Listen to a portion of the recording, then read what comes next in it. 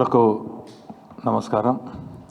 నాతో పాటు గౌరవ పెద్దలు గన్పూర్ మాజీ శాసనసభ్యులు మాజీ ఉప ముఖ్యమంత్రి రాజన్న గారు, గౌరవ ఎమ్మెల్సీ రవీందర్రావు గారు, అందరికి కూడా హృదయపూర్వక నమస్కారాలు. నిన్న స్టేషన్ గన్పూర్ శాసనసభ్యులు బీఆర్ఎస్ పార్టీ పైన గెలిచి అభివృద్ధి పేరిట పార్టీ మారిన అని చెప్పినటువంటి బహిరంగ ప్రకటనను దయచేసి స్పీకర్ గారు పరిగణలోకి తీసుకొని పార్టీ ఫిరాయించినట్టు ఎవిడెన్స్ ఉంది, ఇప్పుడే రాజన్న గారు చూపెట్టింది కాబట్టి దయచేసి మీ ద్వారా గౌరవ స్పీకర్ గారిని కోరుతున్నాం. ఎందుకంటే కాంగ్రెస్ పార్టీ అధినేత రాహుల్ గాంధీ గారు ప్రజాస్వామ్యాన్ని పరిరక్షించాలని చెప్పి ఒక చేత రాజ్యాంగాన్ని పట్టుకొని దేశవ్యాప్తంగా పాదయాత్రలు చేస్తున్నారు. మరి ఈ రాష్ట్ర ఇన్ఛార్జ్ గారు కూడా పాదయాత్ర చేస్తున్నారు. మరి అటువంటి పార్టీ ఒకవైపు ప్రజాస్వామ్యం రక్షించాలి అంటారు, ప్రజాస్వామ్యబద్ధంగా ఎన్నికైనటువంటి బీఆర్ఎస్ పార్టీ నాయకులను అభివృద్ధి పేరిట ప్రలోభాల పేరిట ఈరోజు బీఆర్ఎస్ పార్టీ నుంచి గెలిచినటువంటి ఎమ్మెల్యేలను కొనుగోలు చేస్తున్నటువంటి పరిస్థితి మనం చూస్తున్నాం. ఇప్పటికే సుప్రీంకోర్టు ఆదేశాలు జారీ చేయడం జరిగింది. స్పీకర్ గారికి మరి డైరెక్షన్స్ కూడా ఇవ్వడం జరిగింది.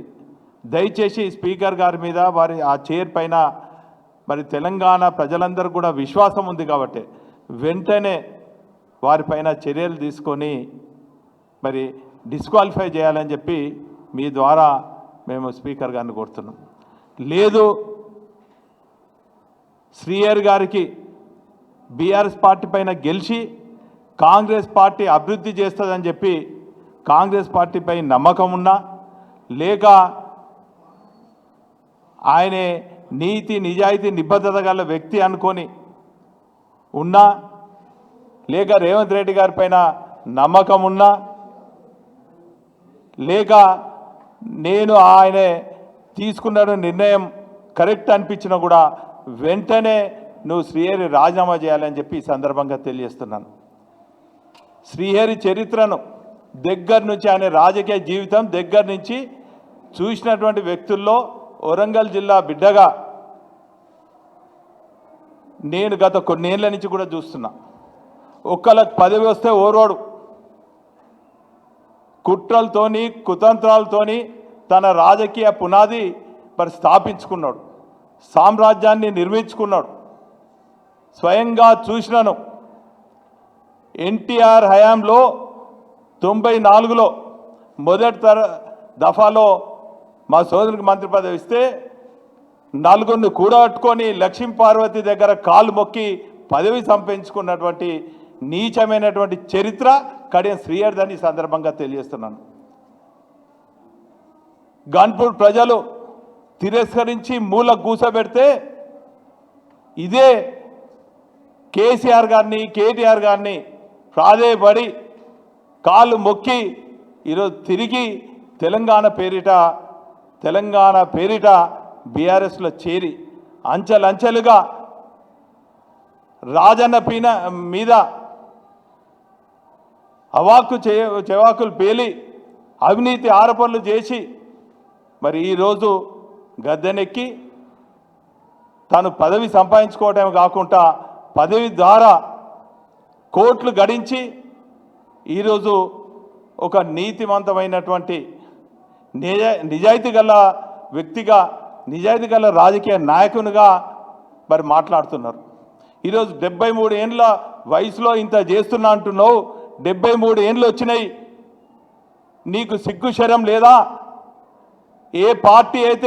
ఏ పార్టీతోని గెలిచినో ఆ పార్టీలో ఉండాలని ఈ వయసుకు ఇంకా నీకు సిగ్గు రాలేదా అని చెప్పి నేను కాదు, గన్పూర్ ప్రజలు కాదు, నీ కాంగ్రెస్ పార్టీలో ఉన్నటువంటి మాజీ ఎమ్మెల్సీ కొండ మురళీధర్ గారే మరి నేను ప్రశ్నిస్తున్నారు. ఆయన చేసిన వ్యాఖ్యలకు నువ్వు సమాధానం చెప్పు. నీ కాంగ్రెస్ పార్టీ వాళ్ళు చేసినటువంటి వ్యాఖ్యలకు నువ్వు సమాధానం చెప్పు. ఈరోజు పెండియాల నుంచి అంటున్నావు, పెండియాలలో నువ్వు జరిగినటువంటి సభ నుంచే నీకు రాజకీయ భూస్థాపితం అవుతుంది కడియం శ్రీహరి, ఖబర్దార్ అని చెప్పి ఈ సందర్భంగా తెలియజేస్తున్నాను. నువ్వు తీసుకున్నటువంటి నిర్ణయం నీకు కరెక్ట్ అనిపిస్తే వెంటనే అక్కడ పెండియాల నుంచే నువ్వు రాజీనామా చేయి. నువ్వు ఎవరి కోసం పోయినావు?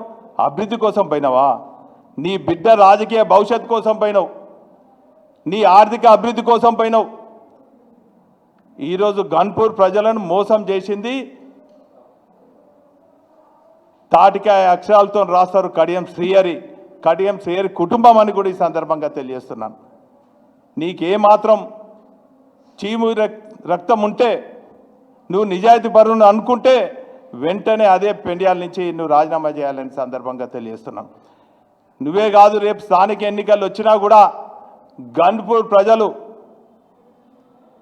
ఖచ్చితంగా నువ్వు ఖరారు చేసినటువంటి అభ్యర్థులను చిత్తుగా ఓడగొట్టి నీకు రాజకీయ సమాధి కడతారని చెప్పి ఈ సందర్భంగా తెలియజేసుకుంటూ, ఇప్పటికైనా 73 ఏళ్లలో ఆత్మవిమర్శ చేసుకొని నువ్వు రాజ్యాంగాన్ని గౌరవిస్తే ఖచ్చితంగా రాజీనామా చేయాలని చెప్పి డిమాండ్ చేస్తున్నాం.